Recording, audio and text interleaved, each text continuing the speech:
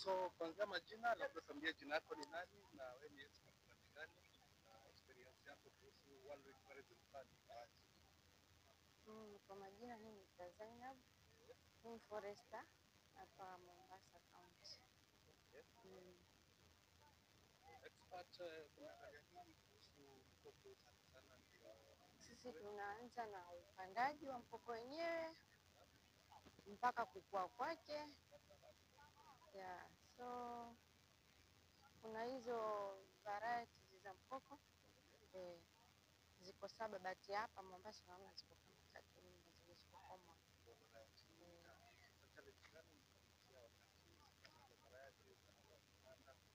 hasa wakati wageni